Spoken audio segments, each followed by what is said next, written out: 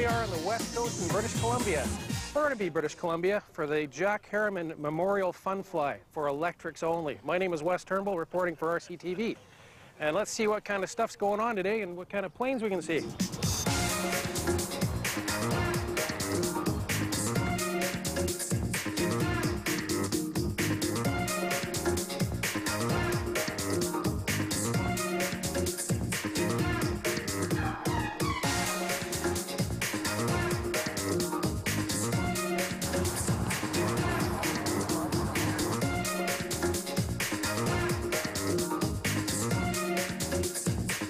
Park was built in the early 70s for the BC Games, and at that time people started flying glow aircraft and gliders here.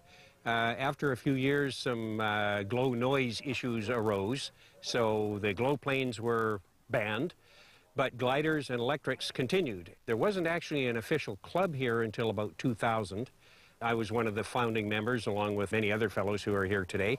Since then, we've had a membership of 150 or so, flying only electric because of the noise issues. We're a MAC club, and today is an event to honor one of our founding members, Jacques Heyrman.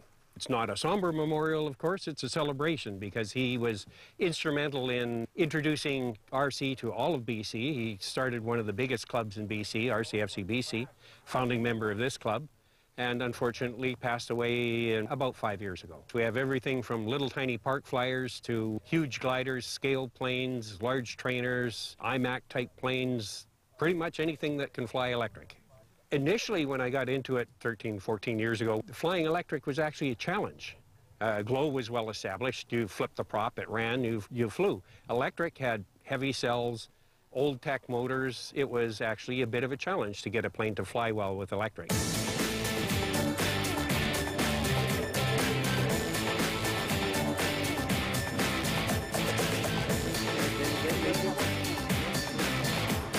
Well, this is an RC Guys Super Decathlon. It's an ARF plane. It's originally designed for a gas motor. Like all the planes in this club, we fly electric, so I put a brushless outrunner motor in it. It's an Axie, and it runs on a single 6-cell lithium polymer battery, and which gives it fairly scale power. It comes out a little bit lighter than the guys who are doing it in gas, so it becomes a nice, very scale, floaty airplane. In most electric conversions, usually you take out where the gas tank is going to go and you put the battery there, and that's usually over the center of gravity anyway, so it's not usually an issue. When I started flying electric in 2006, the battery technology, the lithium batteries, were about in their second generation of batteries, and it used to be the case that it would always take an hour to charge a battery, a lithium polymer battery, because you could only charge it at 1C, and now, assuming you have a powerful enough charger, you can charge it in 15 minutes. Another advantage, I guess, to running electric, there's less to go wrong. There's fewer moving parts, fewer issues.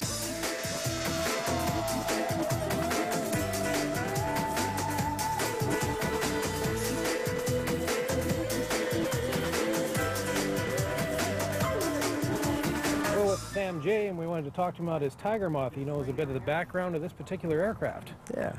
What we have here is the de Havilland Tiger Moth. This particular plane here is a GWS Tiger Moth. They call it a Pico Moth.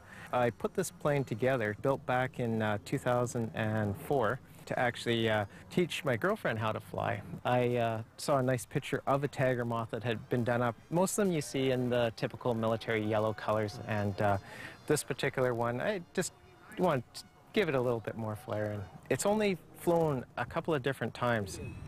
She learned to fly on it. Luckily, she succeeded. It was kind of special, so it kind of became the hangar queen, but it only comes out at special events.